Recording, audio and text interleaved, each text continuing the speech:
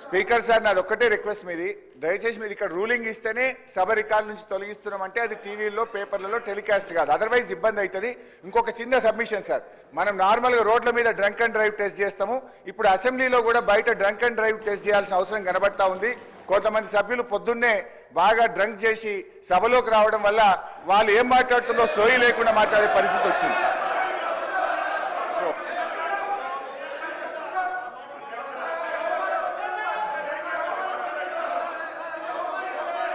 కూర్చో, నువ్వు కూర్చో. మంత్రి గారు గౌరవ పొంగులేటి శ్రీనివాసరెడ్డి గారు నువ్వు కూర్చో అన్న. అధ్యక్ష,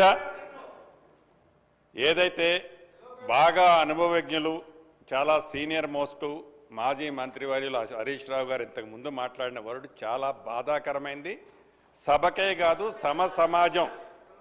సమాజం తలదించుకునే పదం వాడటం జరిగింది. ఇది సభలో అంటే మీరు ఒక పక్క కౌంటర్ చేసుకుంటూ ఏదో ఒక సందర్భంలో మా గౌరవ ముఖ్యమంత్రి గారు ఏదో ఎవరిని కోడ్ చేయకుండా వాళ్ళు ఈ బాటిల్స్ అనే సబ్జెక్టు మాట్లాడిన దానికే మీరు గుంజుకున్న వ్యక్తిగతంగా వ్యక్తులని పాయింట్అవుట్ చేస్తూ అనుభవం ఉన్న మీరు ఏదైతే మీరు మాట్లాడారో ఇది చాలా అభ్యంతరకరమైన పదం. తప్పకుండా ఇది మీరు కాదు, మేము మాట్లాడినా వ్యక్తిగతంగా ఇట్లా తప్పు. ఇక్కడ దీనికి సభా సాక్ష్యంగా మీరు క్షమాపణ చెప్పాలని డిమాండ్ చేస్తున్నాను.